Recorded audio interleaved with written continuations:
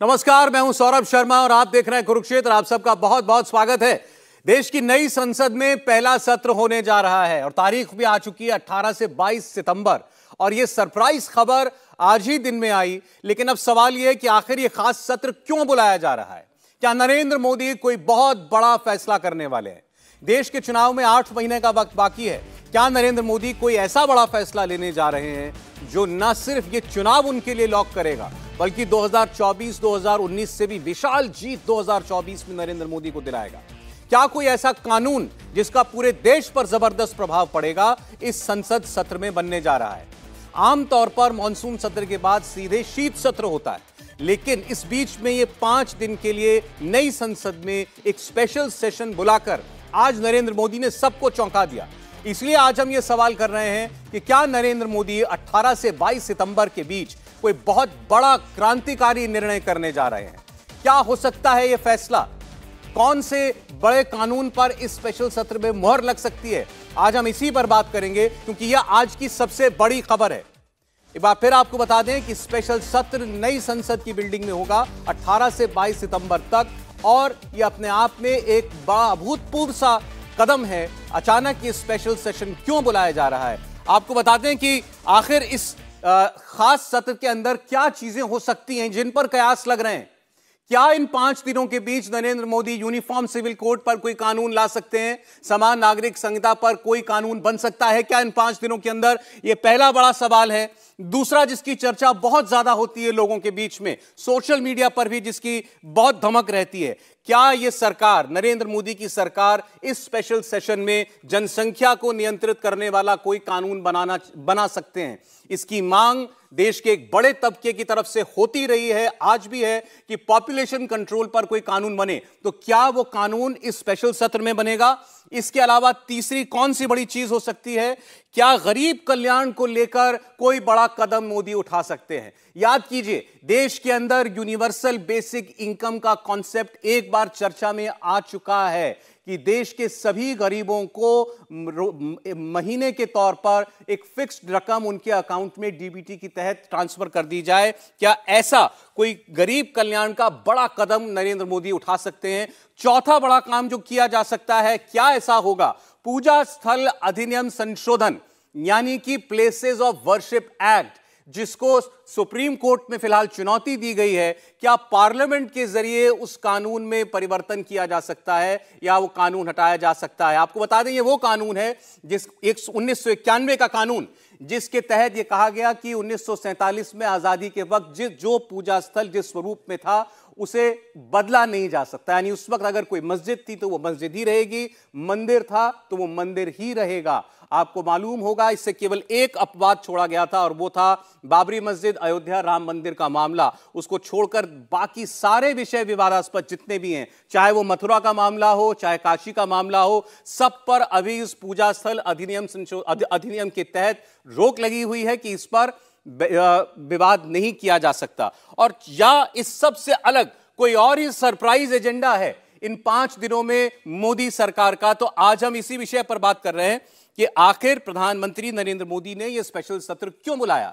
लेकिन आज एक इशारा भी आया, आपको बता दें, उत्तराखंड के मुख्यमंत्री पुष्कर सिंह धामी ने यूनिफॉर्म सिविल कोड पर अभी एक बड़ा बयान दिया है। जब यह खबर आई कि यह स्पेशल सेशन 5 दिनों का संसद का बुलाया जाएगा, उसके थोड़ी देर के बाद उत्तराखंड के मुख्यमंत्री सामने आए और यूसीसी को लेकर उन्होंने 1 मिनट के अंदर 4 बड़ी बातें कही। उन्होंने कहा, इसी साल यूसीसी लाएंगे, यूनिफॉर्म सिविल कोड का ड्राफ्ट तैयार है, जल्द यूसीसी लागू किया जाएगा और इसके लिए उत्तराखंड पूरी तरीके से तैयार है। सबसे पहले सुनिए पुष्कर सिंह धामी की बात, उसके बाद इस विशेष सत्र में क्या होने जा रहा है उस पर करेंगे आज की बहस।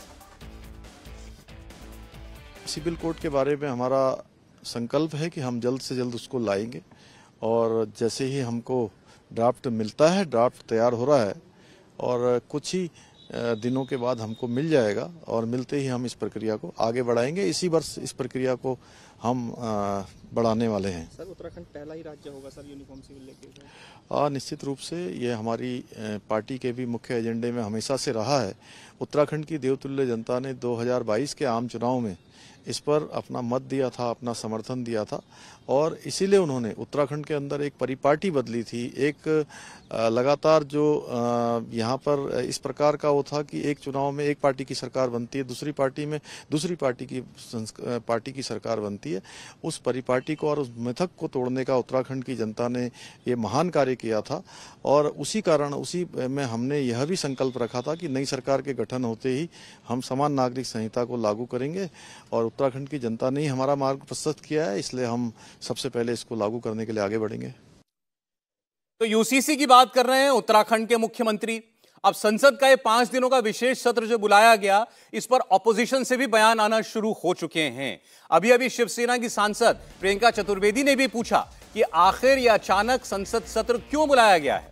इस बीच त्योहार भी आने वाले हैं, त्योहारों के बीच में सरकार ने संसद सत्र क्यों बुलाया, ये शिवसेना उद्धव ठाकरे का जो गुट है वो पूछ रहा है। देखिए, गणेश चतुर्थी खास करके महाराष्ट्र के लिए वो एक बहुत इम्पोर्टेंट हिंदू फेस्टिवल है। तो ये जो हिंदू विरोधी काम हो रहा है, हिंदू सेंटिमेंट्स को दरकिनार करके ये काम हो रहा है, हम जानना चाहते हैं ये क्यों हो रहा है, किस आधार पे ये निर्णय लिया गया, यही खास करके डेट क्यों चुनी गई, ये केंद्र सरकार को और पार्लियामेंट्री अफेयर्स मिनिस्टर को बताना पड़ेगा। क्या यही इनकी हिंदुत्ववादी सोच है कि जो एक इतना बड़ा त्यौहार जो दिवाली की तरह बनाया जाता है देश के कोने कोने में, क्या विदेशों में भी बनाया जाता है, और आप उस समय पे सेशन बुलवा रहे हैं, तो किस आधार पे बुलवाया जा रहा है, ये हमारा सवाल है। क्योंकि मैंने इस पर ट्वीट किया था तो मुझसे सारे सवाल किए गए थे। मैंने सोचा कि आप लोग के समक्ष आकर मैं ये बात पूछूं, हम अपने केंद्र सरकार से पूछें कि अब जब विंटर सेशन होने वाला है तो उस बीच में ये स्पेशल सेशन करने की क्या ज़रूरत है, और ख़ास करके उन दिनों में जब ये त्यौहार का माहौल है, त्यौहार की छुट्टी बनाई जाती है। जब बिहार असेंबली में दिवाली छुट्टी कम कर दी थी, उसका बहुत बड़ा हंगामा बीजेपी ने किया था। अब वही बीजेपी एंटी हिंदू काम कर स्पेशल सेशन बुलाकर जो कर रही है वो बहुत दुर्भाग्यपूर्ण है। अब देखिए, जो सवाल प्रियंका चतुर्वेदी उठा रही हैं दरअसल वही सवाल है और इस वक्त सब लोग उसी की चर्चा कर रहे हैं। यही तारीख है क्यों, ये 5 दिन का विशेष सत्र आखिर क्यों, और क्या चुनाव से संबंधित कोई बिल इसमें लाया जा सकता है। ये हम आपको एक और बड़ा इशारा दे रहे हैं जिसकी चर्चा हो रही है सूत्रों से जो हमें खबर मिल रही है। क्या वन नेशन वन इलेक्शन, एक देश एक चुनाव, जिसकी बात सरकार बार बार करती है कि देश में हर साल इतने चुनाव होते हैं, देश का ध्यान उससे भटकता है, कई महत्वपूर्ण निर्णय उससे रुकते हैं, और ये बार बार इस बारे में भी बात हुई है। प्रधानमंत्री ने भी कहा है कि इसके बारे में कुछ किया जाना चाहिए। तो क्या इससे जुड़ा कोई कानून बनाया जा सकता है जिसके तहत देश में एक साथ सारे चुनाव कराए जाएं, इसके भी ऐसे भी कयास लगाए जा रहे हैं। तो इन 5 दिनों के अंदर यह तो तय है कि सरकार की तरफ से, प्रधानमंत्री मोदी की तरफ से कोई बड़ा एजेंडा रखा गया है, और अब तो विपक्ष भी ये पूछने लगा है, सोचने लगा है कि ये 5 दिन आखिर संसद क्यों बुलाई जा रही है। और इसी पर आज हम बात करेंगे। हमारे साथ देश के जाने माने पत्रकार जो हैं वो जुड़े हुए हैं। हमारे साथ राशिद किदवई साहब है। राशिद साहब, स्वागत है आपका। संजीव श्रीवास्तव जी हमारे साथ हैं। संजीव जी, स्वागत है आपका। सुधीर सूर्यवंशी जी जुड़ रहे हैं हमारे साथ। सुधीर जी, आपका स्वागत है। समीर चौगांवकर साहब हमारे साथ स्टूडियो में हैं। समीर साहब, स्वागत है आपको। और हमारे पॉलिटिकल एडिटर देवेंद्र पराशर। देवेंद्र, कहां से शुरुआत करें, क्योंकि इस वक्त कयासों का बाजार बड़ा गर्म है, बड़ा तेज है। अभी जो लेकिन हमने बात कही, वन नेशन वन इलेक्शन, क्या चुनाव से जुड़ी कोई बड़ा कदम सरकार उठा सकती है? और साहब, सबसे पहले तो ये बता देना चाहिए और ये तस्वीर बिल्कुल साफ और स्पष्ट कर देनी चाहिए कि सरकार की तरफ से इस सत्र को लेकर संसदीय कार्य मंत्री के ट्वीट पर जितनी बातें कही गई हैं, सिर्फ उतनी ही बातें आधिकारिक तौर पर बताई गई हैं। इसके पीछे की कहानी को देखें तो पिछले कुछ दिनों में लोकसभा और राज्यसभा के बीच बैठकों को लेकर कुछ बैठकें हुई थी, जो कि बहुत गोपनीय तरीके से बैठक हुई थी। उसके बाद जो भी जिम्मेदार लोग हैं उन्हें भी कल ही जानकारी दी गई है बड़े लेवल पर कि इस तारीख पर ये विशेष सत्र बुलाया जा रहा है। इससे आप समझ सकते हैं कि इसकी गोपनीयता कितनी ज़्यादा है। उसमें अगर एजेंडे की बात करें तो जब अलग अलग लोगों से बात की जा रही है, और मैं टॉप लेवल की बात कर रहा हूँ, तो वहाँ पर किसी के पास कोई स्पेसिफिक जानकारी नहीं है। अलग अलग ओपिनियन आ रहे हैं कि शायद ये हो सकता है, शायद ये हो सकता है। उसमें एक बहुत ज़ोरदार ओपिनियन ये आया कि एक देश एक चुनाव को लेकर लगातार इस बात की वकालत की जाती रही है। ऐसे में क्योंकि देश अमृतकाल में है और उसकी बात की जा रही है कि आगे का हमारा रोड मैप क्या होना चाहिए, तो ये बहुत ज़रूरी है कि आगे का रोड मैप सिर्फ डेवलपमेंट ओरिएंटेड हो। और ऐसे में चुनाव के चलते मॉडल कोड ऑफ कंडक्ट लागू होता है, उससे विकास कार्य बाधित होता है, तो उससे संबंधित एक कानून लाया जा सकता है। लेकिन ये सिर्फ एक सोर्स से एक इंफॉर्मेशन है और पक्के तौर पे नहीं कहा जा सकता कि इसी बाबत ये बैठक बुलाई गई है।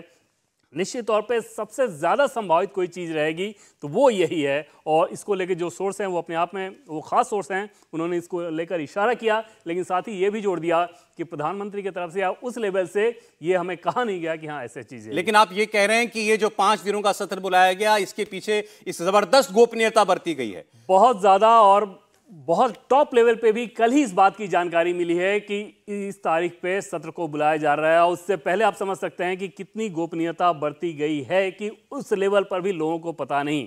मीडिया को या पब्लिक डोमेन में तो ये आज ट्वीट के बाद ही आया, लेकिन उससे पहले भी कल रात ही बहुत बड़े लोगों को इस बात की जानकारी मिली है। और हमें ये तब बताया गया जब हमने पूछा कि आखिर सत्र को लेकर क्या कुछ एजेंडा है, तब उनका ये कहना था कि एजेंडा तो अभी भी नहीं, लेकिन इस समय हमें इस बात की जानकारी एक देश एक चुनाव, इसको लेकर के कोई फैसला या कोई कानून इस दिशा में बढ़ सकती है सरकार, इसका एक इशारा भर है। हम फिर ये कह रहे हैं कि इसका एक इशारा भर है, कंफर्म इस बात को नहीं किया है किसी भी टॉप लेवल के सोर्स ने। देवेंद्र के पास जो खबर आती है, अन्यथा वो टॉप लेवल से पुख्ता खबर आती है, लेकिन इस वक्त इसको लेकर के केवल जो बात की जा रही है, इशारों में की जा रही है। इतना तय है, ये विशेष सत्र विशेष कारण से बुलाया गया है, इसके पीछे पूरी गोपनीयता बरती गई, जैसा देवेंद्र ने आपको बताया, इसीलिए इसकी अहमियत इतनी ज्यादा है। और विपक्ष भी इसको लेकर के सोच रहा है कि इसके पीछे क्या मंशा हो सकती है सरकार की। अब दूसरी बात जो बार बार अब चर्चा में आ रही है जब से ये खबर आई है देवेंद्र, वो ये है कि क्या मध्य प्रदेश, राजस्थान, छत्तीसगढ़ के साथ देश का आम चुनाव भी हो सकता है। ममता बनर्जी कह चुकी हैं चुनाव इस साल हो सकते हैं। नीतीश कुमार इस बारे में कई महीने पहले कह चुके हैं कि चुनाव इसी साल नवंबर दिसंबर में हो जाए तो हैरान मत होइएगा, अपनी तैयारी रखिएगा। दूर दूर से भी कहीं ऐसा कुछ सुन रहे हैं क्या आप? और इसमें सौरभ, जैसे बात करें कि इन अपोजिशन के नेताओं के बयान से पहले प्रधानमंत्री नरेंद्र मोदी की जब कुछ बैठकें हुई थी, तो उन बैठकों में जो मुख्यमंत्री जिन बैठकों में शामिल थे, बाकायदा ये कहा जाता था कि नवंबर दिसंबर तक जो भी स्कीम धरातल पे आप लोगों को फ़ायदा पहुंचा सकते हैं उस स्कीम के मार्फत उसे कर दें। वहाँ से इस बात की सुगबुगाहट होनी शुरू हुई। उसके बाद अपोजिशन कैंप तक पहुँचा। फिर आपने देखा कि चाहे नीतीश कुमार हो या ममता बनर्जी हो, उन्होंने इस बात को कहा कि अर्ली चुनाव सरकार करा सकती है। अगर एक देश एक चुनाव को लेकर इस विशेष सत्र में कुछ किया जाना है तो उसका लॉजिकल कंक्लूजन तो यही दिखता है कि फिर उसका लोकसभा का जो मौजूदा सत्र है इसे डिसॉल्व किया जाए और उन राज्यों के साथ ही उसके चुनाव कराए जाएं। पॉलिटिकली इसमें एक बड़ी बात बीजेपी के लिहाज से ये नज़र आ रही है कि अगर राम मंदिर जैसा बड़ा प्रोजेक्ट, उसका इनॉग्रेशन जनवरी में होना है, क्या बीजेपी ये चाहेगी कि उसके पहले लोकसभा का चुनाव करा लिया जाए? चाहे राम मंदिर का मुद्दा कितना भी पुराना हो गया हो सौरभ, लेकिन जब राम मंदिर, भव्य राम मंदिर बनकर तैयार होगा तो आप अंदाजा लगाइए कि 1 सप्ताह तक उसका इनॉग्रेशन कार्यक्रम रखा गया है। क्या बीजेपी ये नहीं चाहेगी कि उसका पॉलिटिकल फायदा लिया जाए, चुनाव उसके बाद ही कराया जाए? ठीक है, इस बात को लेकर निश्चित तौर पे एक संदेह रहेगा और वहां पर उसको इसके चलते एक भ्रम की स्थिति जरूर रहेगी, लेकिन इसमें कोई दो राय नहीं कि इसकी सुगबुगाहट तो चली रही है। अब देखिए, ये इसीलिए इतने इफेन बट हैं और ये खबर आई तो इसने एक सबको चौंकाया। ये विशेष सत्र जो याद आता है, आखिरी बार विशेष सत्र ऐसे कभी बुलाया गया हो तो जब जीएसटी कानून लागू होना था, तब आधी रात को पार्लियामेंट का सत्र बुलाया गया था। उसके बाद अब ये हो रहा है, तो कोई ना कोई तो इसके पीछे विशेष कारण है। राशिद किदवई साहब, आपकी सोच कहां तक जाती है सर? ये विशेष सत्र किस लिए हो सकता है? One nation one election, UCC का बेसिक यूनिवर्सल इनकम, पूजा स्थल अधिनियम में कोई संशोधन, महिला आरक्षण, कई सारे विषय हमारे सामने हैं। सर देखिए, हमें इसको देखना होगा कि इसमें एक तो सीक्रेसी वाली बात ज्यादा दिनों तक नहीं रह सकती, क्योंकि बिजनेस एडवाइजरी कमेटी होती है जिसका सरकार को हफ्ते भर पहले उसको सूचित करना पड़ेगा। तमाम विपक्ष के जितने राजनीतिक दल संसद में है उनको बताना पड़ेगा, उसका एजेंडा सर्कुलेट होता है। तो ये एक बात हो गई। दूसरी बात, अगर सरकार को जल्दी चुनाव कराने हैं तो सरकार को कोई स्पेशल सेशन बुलाने की जरूरत नहीं है। पूर्ण बहुमत की सरकार है, सीधा वो राष्ट्रपति से जाकर के प्रधानमंत्री रिकमेंड कर सकते हैं और चुनाव हो जाए। बात अब आती है कि यहाँ के ऊपर कोई कोई ऐसी चीज होगी जो संसद का विशेष सत्र बुलाया जा रहा है तो कोई कानूनी मामला होगा। मुझे जो एक वन नेशन वन इलेक्शन वाली बात, इसमें तो भाजपा बहुत आसान से अपनी उनकी 13-14 सरकारें हैं, समर्थकों की सरकारें, सब डिसॉल्व कर दें और साथ में चुनाव करा लें। लेकिन बंगाल की सरकार है या दूसरे राज्यों में जो सरकार है गैर कांग्रेसी या जो गैर भाजपाई सरकार है, या दिल्ली की सरकार है, पंजाब की सरकार है, मुझे लगता है कि जो जिस तरह का हमारे देश में संविधान है ये सरकारें डिसमिस नहीं की जा सकती। चाहे जो कोई कानून ले आए उसके जरिए ये उसको चुनौती होगी और इससे कोई राजनीतिक फायदा नहीं होगा। मेरी नजर में सौरभ कुल मिलाकर के सिर्फ होता है कि यूसीसी का इंट्रोडक्टरी लेवल के ऊपर ये चीज आ सकती है कि हम यूसीसी का बिल ला रहे हैं, उसको एक इंट्रोडक्शन लेवल के ऊपर कर दें ताकि एक देश में उसको लेकर एक राजनीतिक माहौल बने। उसके अलावा मुझे और कोई तो लॉजिकल या पॉलिटिकल चीज नहीं नजर आती है। राशिद किदवई साहब कह रहे हैं कि उनको लगता है यूसीसी पर कोई पहल की जा सकती है इस विशेष सत्र में। वन नेशन वन इलेक्शन, एक देश एक चुनाव पर सरकार इस तरह आगे बढ़ेगी, उनको नहीं लगता। एक बार दर्शकों के लिए हम बता दें कि एक देश एक चुनाव का मतलब क्या है। मैं आपको बड़े सिंपल तरीके से बता देता हूं। वन नेशन वन इलेक्शन मतलब एक देश एक चुनाव, पूरे देश में एक साथ लोकसभा और विधानसभा के चुनाव हों। आजादी के बाद से ऐसा हुआ है। 1952, 1957, 1962, 1967 में लोकसभा और विधानसभा के चुनाव एक साथ ही हुआ करते थे, लेकिन 1968 और 1969 में कई विधानसभाएं समय से पहले भंग हो गई थी। उसके बाद 1970 में लोकसभा भी भंग कर दी गई थी। इस वजह से देश में एक साथ चुनाव कराने की परंपरा टूट गई। अब दिसंबर 2015 में आ जाइए, पूरा फास्ट फॉरवर्ड। दिसंबर 2015 में लॉ कमीशन ने वन नेशन वन इलेक्शन पर एक रिपोर्ट पेश की थी और इसमें कहा गया था कि अगर देश में एक साथ लोकसभा और विधानसभा के चुनाव कराए जाते हैं तो इससे करोड़ों रुपए, देश के अरबों रुपए बचाए जा सकते हैं। इसके साथ ही बार बार चुनाव आचार संहिता नहीं लगानी पड़ेगी, तो डेवलपमेंट के जो काम रुक जाते हैं एक बार आचार संहिता लगने के बाद, वो भी नहीं होगा, उस पर असर नहीं पड़ेगा। इन तमाम बातों को ध्यान में रखते हुए यह सिफारिश की गई थी कि देश में सारे चुनाव एक साथ हों। जुलाई 2018 में लॉ कमीशन ने एक साथ चुनाव को लेकर राजनीतिक दलों की एक मीटिंग भी बुलाई।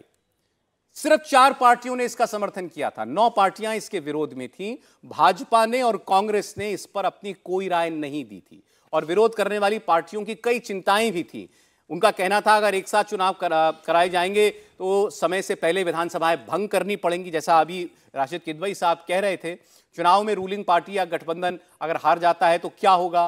पार्टियों का यह भी कहना था कि लोकसभा और विधानसभा के चुनाव साथ होने से वोटर स्थानीय मुद्दों की बजाय राष्ट्रीय मुद्दों पर वोट डालने लगेगा, तो इससे जो विधानसभा में वोटर का मन होता है या देश का इलेक्शन में जाते वक्त जो वोटर का मन होता है उसमें कहीं कोई कंफ्यूजन ना हो जाए। तो ये सारी बातें कही गई थी, लेकिन ये सारा बैकग्राउंड हमने आपको इसलिए बताया कि इस देश के लिए एक देश एक चुनाव, वन नेशन वन इलेक्शन का मुद्दा कोई नया मुद्दा नहीं है। हमारे देश में आजादी के बाद ये होता था और पिछले कुछ वर्षों से इसकी चर्चा टॉप लेवल पर चलती आ रही है। तो क्या ये कारण हो सकता है इस विशेष सत्र का? संजीव श्रीवास्तव साहब। देखिए, मुझे भी ये वन नेशन वन इलेक्शन का मुद्दा कोई नया नहीं है। जैसे आपने कहा 67 तक साइमल्टेनियस इलेक्शंस होते थे और राजनीतिक रूप से भी नया मुद्दा नहीं है। ये अडवाणी जी का पेट प्रोजेक्ट था, वो उनके साइंड आर्टिकल छप चुके थे, उन दिनों भी बड़े एडिटोरियल्स छपे थे, तो ये कोई नया मुद्दा नहीं है। लेकिन जो वाजपेयी जी का एक्सपेरिमेंट था, जो चंद्रबाबू नायडू के कहने पे जब हैदराबाद में 2004 में एग्जीक्यूटिव कमेटी मीटिंग हुई, नेशनल एग्जीक्यूटिव, वहां चंद्रबाबू नायडू को इलेक्शन लड़ना था आंध्र प्रदेश का उस समय, और उन्होंने सोचा साथ में इलेक्शन में फायदा, और उन्होंने बीजेपी को भी कन्विंस कर दिया, अरुण जेटली, प्रमोद महाजन वगैरह को, और नतीजा सबके सामने कि जल्दी चुनाव करने से वो पटकनी खाए बीजेपी, तो कोई फायदा नहीं हो। और मोदी जी के बारे में मेरा पर्सनल असेसमेंट है, कोई जानकारी नहीं है कि वो एक भी दिन पहले इलेक्शन नहीं करवाएंगे। वो टिल द लास्ट डे अपना काम करते रहेंगे, उनका जो भी जितने प्रोजेक्ट्स हैं वो सब एग्जीक्यूट करना चाहेंगे, और ये इजियर सेड देन डन है। मतलब इसके प्रोज एंड कॉन्स बहुत है। डेफिनेटली फायदा होगा बीजेपी को अगर साइमल्टेनियस इलेक्शंस होते हैं, लेकिन कोई राष्ट्रीय मुद्दा हावी हो जाता है। आप देख लीजिए ना क्या होता है उड़ीसा में, साथ में इलेक्शंस होते हैं, वहां बीजू पटनायक जीत जाते हैं स्टेट इलेक्शन, नेशनल इलेक्शन में बीजेपी अच्छी सीटें ले आती है, लेकिन बीजेडी भी अच्छी लाती है। तो ये कोई मतलब ऐसा नहीं है कि ओपन एंड शट केस। तो मेरा मानना ये है, मैं राशिद किदवई से सहमत हूँ कि ये वन साइमल्टेनियस इलेक्शन का मुद्दा नहीं है। मैं सोचता हूँ अभी, और इस सरकार की जिस तरह की एक सीक्रेसी की फटीश है जी, मतलब उनको टोटल सीक्रेसी का इतना जबरदस्त वो है कि अगर सीक्रेसी आउट हो गई तो पता नहीं कितनों के सर कलम हो जाए। तो अभी इस पे कयास लगाना भी मतलब देखिए सर, सीक्रेसी तो पूरी बरती गई है इस फैसले से पहले भी, टॉप लेवल पर भी जो ये संसद सत्र बुलाने की जिम्मेदारी जिन भी लोगों पर होती है। खत्म कर रहा हूँ सौरभ जी कि कोई लेजिस्लेशन आना चाहिए लॉजिकली।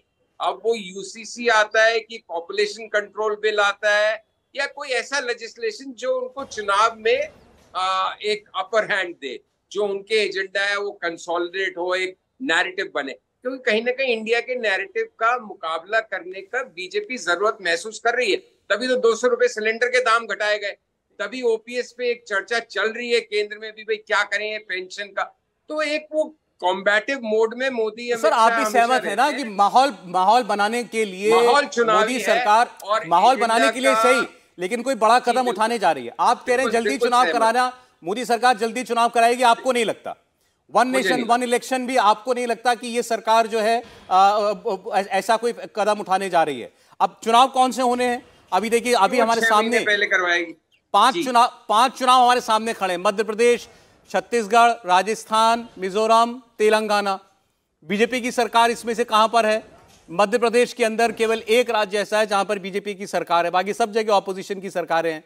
अब इस लिहाज से अगर आप देखें ऐसा कोई कदम उठाना है अगर, तो बीजेपी को तो कोई बहुत बड़ा नुकसान उस पर है नहीं, बाकी चुनाव में तो उसको बाकी राज्यों में तो चुनाव में उसको जाना है ही। इसलिए भी इस बात को थोड़ा सा बल मिल रहा है कि क्या इस दिशा में कोई बात हो सकती है। इतना तय लोग हर कोई चर्चा करता था कि 2024 से पहले मोदी सरकार या प्रधानमंत्री मोदी कोई बड़ा कदम तो उठाएंगे, कोई बड़ा एक्शन तो होगा। कोई कहता था कि ये एलओसी पर होगा, पाकिस्तान के साथ हो सकता है, पीओके को लेकर के कुछ हो सकता है, तरह तरह की बातें। अब इस बीच में ये स्पेशल सेशन आया तो अब चर्चा हो रही है कि क्या होगा। इसमें टॉप पर जो बात सुनाई दे रही है वो वही है, एक देश एक चुनाव। सुधीर सूर्यवंशी जी, क्या लग रहा है? देखो सौरभ जी, मोदी जी और अमित शाह के राज में हम कोई भी चीज़ रूल आउट नहीं कर सकते कि ये चीज़ होगी नहीं और ये चीज़ होगी ऐसी। तो मुझे ऐसा लगता है कि जैसे G20 का सेशन होने वाला है, वो सेशन के पहले ऐसे कुछ चीज़ें मेरे ख्याल से वो जो सेशन होगा उसमें लाया जाएगा। उसमें मेरे ख्याल से पता नहीं फार्मर लोन वे ऑफ भी लाया जा सकता है, लोगों के हित में कुछ डिसीजंस हो, क्योंकि 4 राज्य का चुनाव भी है, वो भी मद्देनजर देखते हुए वो भी डिसीजन कुछ ले सकते हैं वो पार्लियामेंट सेशन में। और लाने का मुझे मकसद ये लगता है, जो लास्ट जो मानसून सेशन हुआ था पार्लियामेंट का, वो कम्प्लीटली सेशन हुआ लेकिन मुद्दे के तौर पर बीजेपी के लिए वॉश आउट हो गया था। उस सेशन में मणिपुर का ही मुद्दा ज़्यादा गुजा और दूसरा जो नो कॉन्फिडेंस मोशन लाया गया था उसके ऊपर ज़्यादा बहस हुई और मणिपुर के इर्द गिर्द सब चीज़ें हुई। मुझे लगता है वो बीजेपी के लिए इतना फ़ायदेमंद वो सेशन नहीं रहा, हालांकि वो डिफीट किया गया वो जो नो कॉन्फिडेंस मोशन था। लेकिन मुझे ऐसा लगता है कि अभी 4 राज्य के चुनाव है, G20 सामने है, तो उसके मद्देनजर देखते हुए ऐसे कोई 2-4 बड़ी चीज़ ला सकते हैं। उसमें देश में एक पॉजिटिव माहौल बीजेपी खड़ा कर सकते हैं। जैसे हम देख रहे हैं कि ऑलरेडी अल नीनो का इफेक्ट चल रहा है, इन्फ्लेशन कम से कम 14% इन्फ्लेशन है जी, उसके चपेट में काफ़ी लोग आ रहे हैं, अनएम्प्लॉयमेंट बढ़ रहा है। तो मुझे लगता है ऐसे कुछ 2-3 जैसे मोदी और शाह जी जो बड़े निर्णय के लिए, बड़े सीक्रेसी के लिए, बड़े शॉक देने के लिए, सरप्राइज देने के लिए जो माहिर है, वही चीज़ वो सेशन में ला सकते हैं। और लोगों को एक बार पॉजिटिव तरफ से मुझे ऐसे लगता है, कोई नेगेटिव नहीं रहेगा लेकिन पॉजिटिव की तरफ से वो डिसीजन ले सकते हैं। तो लोगों को इम्पैक्ट करने वाला कोई फैसला, जिंदगी को सीधे प्रभावित करने वाला फैसला, जैसे अभी 200 रुपए सिलेंडर के दाम कम किए गए, इससे जुड़ा कोई ऐसा गरीब कल्याण का फैसला हो सकता है? सुधीर सूर्यवंशी जी को ऐसा लगता है? चलिए बहरहाल, लेकिन हम लगातार इस पर बात कर रहे हैं। मैं समीर साहब ब्रेक के बाद आपके पास आता हूं, ब्रेक लेना मेरी मजबूरी है। आखिर इस 5 दिन के विशेष सत्र में कौन सा विशेष काम होने जा रहा है? क्या कोई बड़ा कानून बनने जा रहा है? कोई बड़ा फैसला होने जा रहा है? नई पार्लियामेंट की बिल्डिंग में क्या कोई ऐतिहासिक कानून के साथ ही काम की शुरुआत होगी? आज कुरुक्षेत्र में इसी पर बात हम कर रहे हैं। एक छोटा सा ब्रेक, जरा लौटते हैं।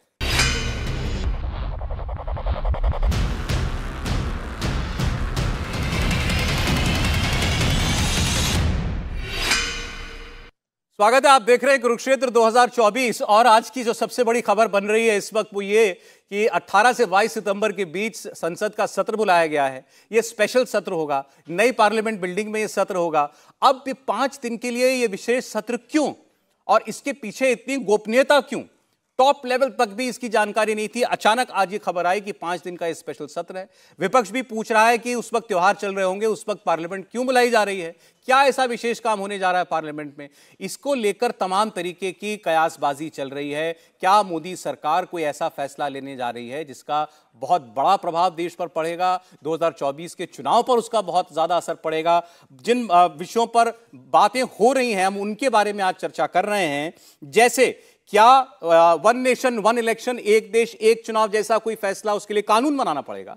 क्या वो काम इस पार्लियामेंट के विशेष सत्र में हो सकता है? क्या यूसीसी यूनिफॉर्म सिविल कोड, क्या वो बिल जो है उस पर सरकार आगे बढ़ सकती है? जनसंख्या नियंत्रण एक और मुद्दा है। इसके अलावा गरीब कल्याण से जुड़ी कोई ऐसा काम जिसके जरिए देश के सबसे गरीब तबके तक उसको संबल देने के लिए कोई बड़ा प्रयास किया जाए।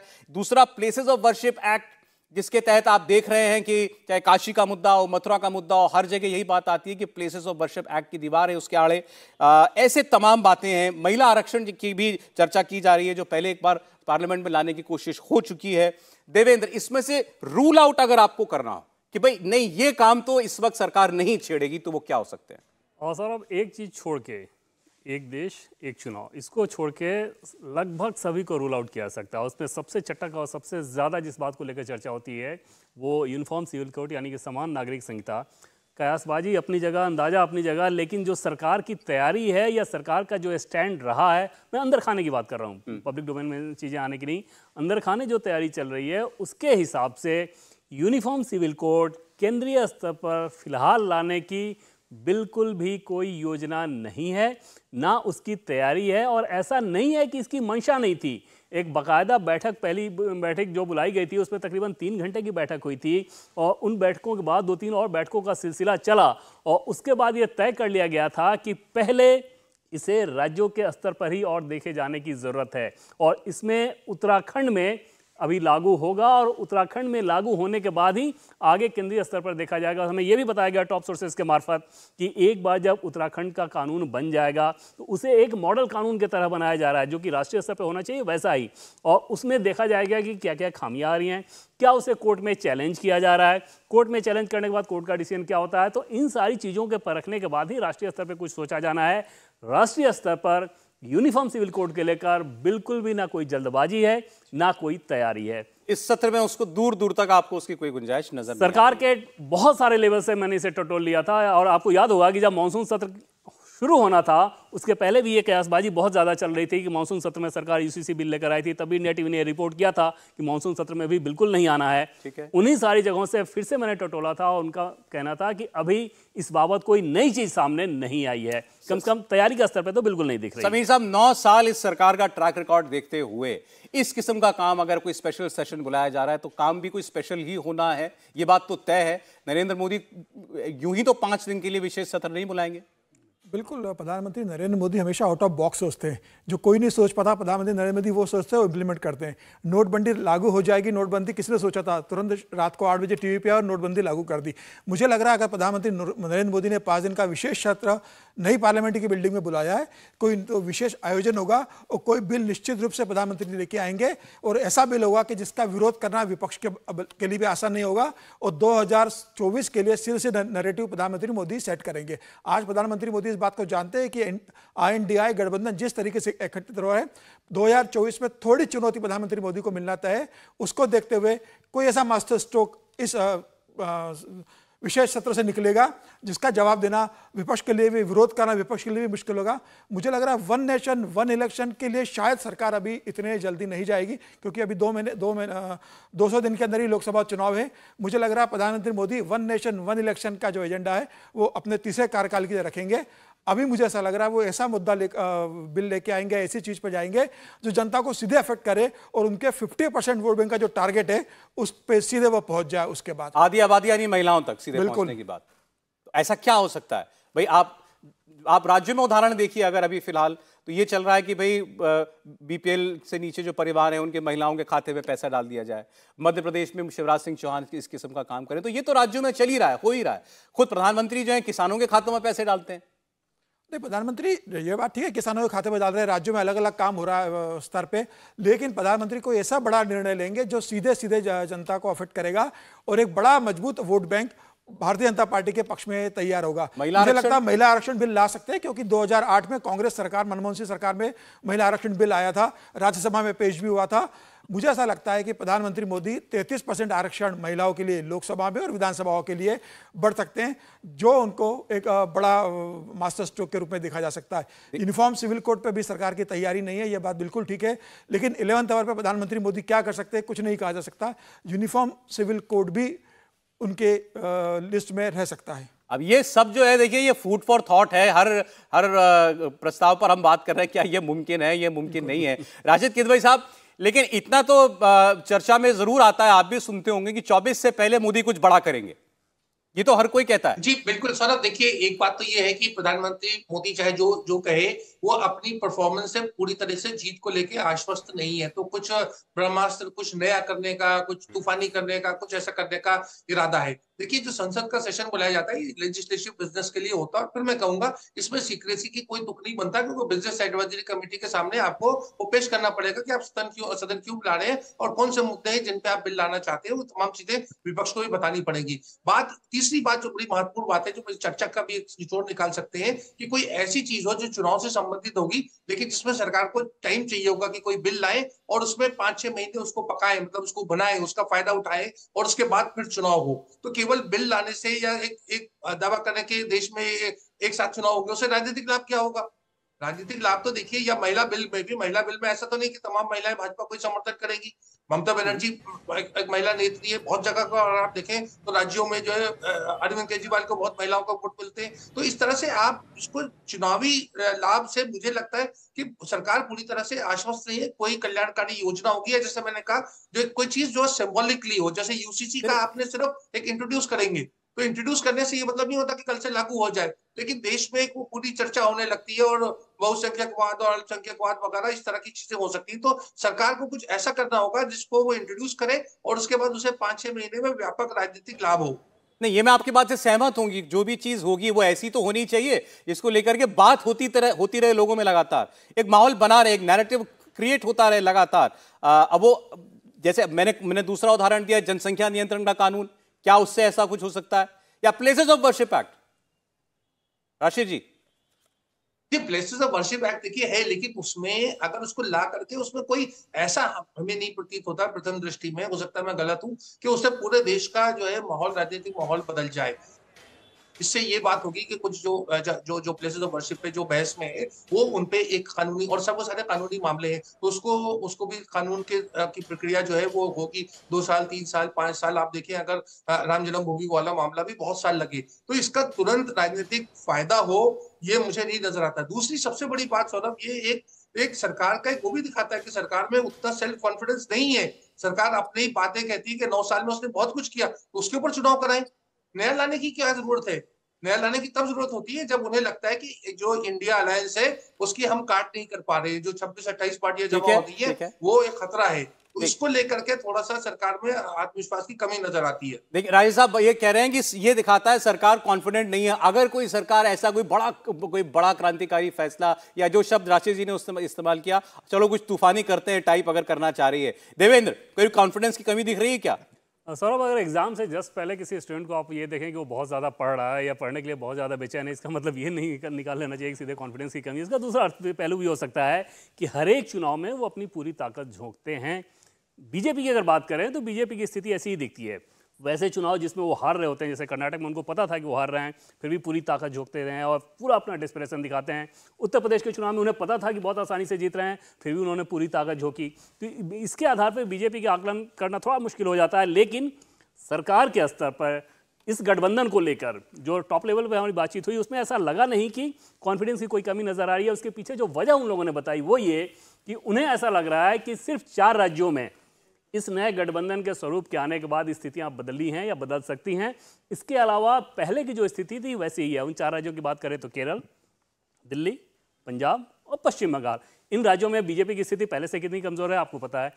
महाराष्ट्र और बिहार की बात करें तो वहां पर इस इंडिया अलायंस गठबंधन से पहले ही वो तस्वीर साफ हो चुकी है और वहां पर निश्चित तौर पर एक बड़ी चुनौती रहेगी। तो कुल मिलाकर कॉन्फिडेंस के लेवल पर आकलन करना मौजूदा बीजेपी को बड़ा मुश्किल इस लिहाज से हो जाता है कि हर एक चुनाव में ही अपनी वो पूरी ताकत झोंकते हैं। अब अगर हम ये बात कर रहे हैं, सरकार इन 5 दिनों के विशेष सत्र में कोई बड़ा काम करने जा रही है, चुनाव में जाने से पहले उसे अपने हाथ में एक बड़ा अस्त्र चाहिए दिखाने के लिए कि हमने इतना बड़ा देखिए काम कर डाला देश का, तो क्या ये इंडिया जो अलायंस है जिसकी बैठक आज चल रही है और कल भी चलेगी, उसको प्रीएम्प्ट करने के लिए है?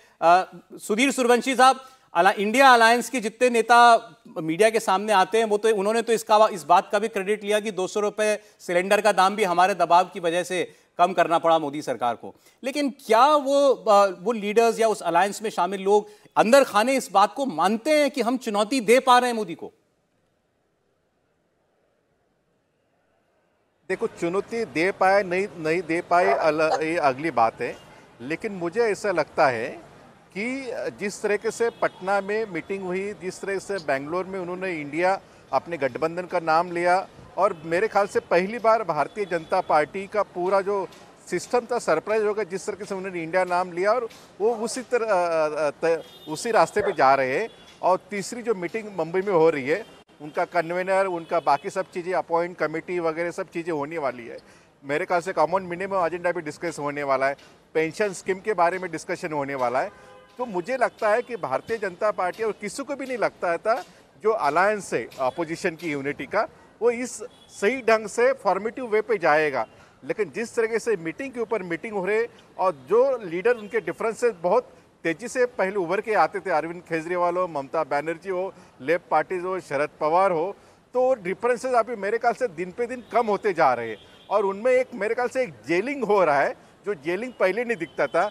तो हम 2019 हो, 2014 हो, उसका वोट शेयर भी दिखा जाए, एक तरफ से गठजोड़ किया है, तो मेरे ख्याल से वो वोट शेयर वो काफ़ी भड़भक्कम है। तो सारे वोट नहीं मिलेंगे, लेकिन वोट जो मिलेंगे मेरे ख्याल से उसको भारतीय जनता पार्टी को तकलीफ हो सकती है 2024 में। इसीलिए 4 राज्य के चुनाव के पहले कुछ बड़ा, जैसे आपने कहा, कुछ तूफानी किया जाए। उस तूफानी करने के लिए मेरे ख्याल से नरेंद्र मोदी जी ने जो सत्र बुलाया है, जो 5 दिन का पार्लियामेंट्री सेशन, उसमें कुछ ऐसी चीजें किया जाए तो नैरेटिव काउंटर कर सके। बिल्कुल ठीक बात आप कह रहे हैं। लेकिन बीजेपी भी इस बात को तो समझती है कि ये जो अलायंस बना, इसमें इतने बड़े बड़े नेता हैं, तो ये भी तो अपना कोई विमर्श लेकर जनता के बीच में जाएंगे, ये भी तो अपना कोई एजेंडा लेकर के जाएंगे कि हमारा विजन ये है, और वो बड़ा स्पेसिफिक होगा।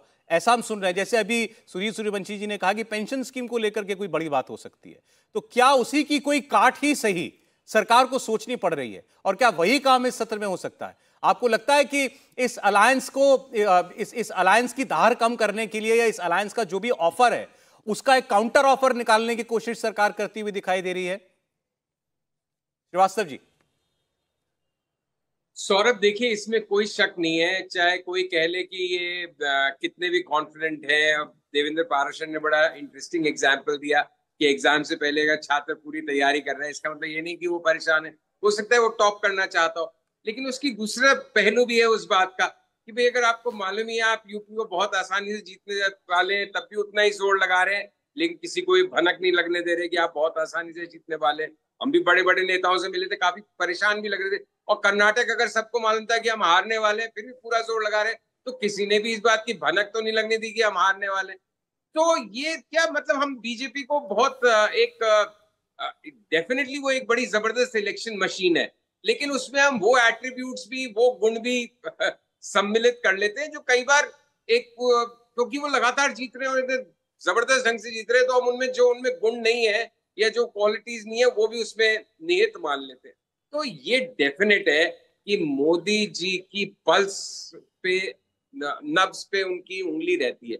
वो समझ रहे हैं कि अभी हालात वैसे नहीं है जैसे 2019 के चुनाव के दौरान थे। पिछले 8-9 साल में एक थोड़ा सा डिसइल्यूजनमेंट लोगों के बीच आया है, लोगों में एक थकावट, एक फटीग फैक्टर भी आता है। अब साथ वाले और विरोधियों की बात छोड़िए, और एक ये डेफिनेट बात है, 14 और 19 के उदाहरण ने दिखा दी कि अगर सामने एक उम्मीदवार होता तो नतीजों में आमूलचूल परिवर्तन नहीं तो भी काफी परिवर्तन होने की गुंजाइश रहती है जी। तो अब सारी की सारी बात यह है कि वो अपनी कैलकुलेशन में शायद ये लेके चल रहे हैं कि अगर कई जगह पे डायरेक्ट कंटेस्ट होता है, तो हम ऐसा क्या तुरुप का इक्का निकालें। ये अलग बात है कि विपक्ष डायरेक्ट कंटेस्ट करवाने में कितनी कामयाब होगी, उनके बीच में भी इतने जबरदस्त पेच हैं उलझे हुए। अभी आज राहुल गांधी ने जो अडानी पे प्रेस कॉन्फ्रेंस कर दी, अब देखिए उसपे शरद पवार का क्या रवैया रहता है। वो तो मतलब लोग मोदी जी का करीबी मानते हैं अडानी को, वो तो अडानी तो उनके दत्तक पुत्र जैसे भी हैं। तो कई पेच है, ये ऑपोजिशन की अलायंस में कई तरह के गुना भाग होंगे।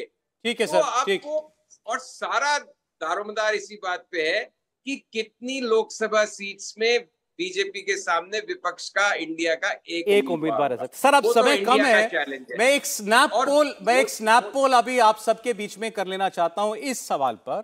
क्या आपको लगता है कि इन 5 दिनों के विशेष सत्र के अंदर मोदी सरकार कोई बड़ा अनूठा और विशेष काम करने जा रही है, कोई बड़ा कदम उठाने जा रही है, कोई बड़ा बिल लाने जा रही है, वो कुछ भी हो, चाहे वो वन नेशन वन इलेक्शन हो, महिला आरक्षण हो, यूसीसी हो या कुछ भी हो, ऐसा कुछ बड़ा होने जा रहा है, या फिर नई संसद का या कामयाब G20 का आयोजन पर एक बधाई प्रस्ताव, इतना ही भर आप लोगों को लगता है? शुरुआत राशिद किदवई साहब आपसे। जी सर, देखिए इतना बिल्डअप किया है तो जरूर कोई ना कोई बड़ी चीज होगी, बड़ी चीज का लाभ मिलेगा, राजनीतिक लाभ मिलेगा, चुनाव आसान हो जाएगा, इसको लेकर के मुझे संदेह है। लेकिन कोई बड़ा काम होगा आपको ऐसा लगता है? समीर जी शॉर्ट में। देखिए, मुझे लग रहा है सत्र की शुरुआत में जरूर चंद्रयान 3 की सफलता पे एक बधाई का प्रस्ताव पास होगा। इसके अलावा मुझे लगता है कि ओबीसी और पिछड़ों को लेकर कोई बड़ी घोषणा प्रधानमंत्री मोदी कर सकते हैं, क्योंकि इस समय प्रधानमंत्री मोदी की नजर में ओबीसी और पिछड़ों का बहुत विशेष फोकस है। 15 अगस्त के अपने भाषण में भी उन्होंने विश्वकर्मा योजना की घोषणा की थी। तो मुझे लग रहा है ओबीसी और पिछड़े को लेके और दलितों को लेके वो कोई बड़ी घोषणा। सुधीर जी, कोई बड़ा काम, कोई बड़ा कानून आपको लगता है आएगा, या हाइप ज्यादा लग रही है?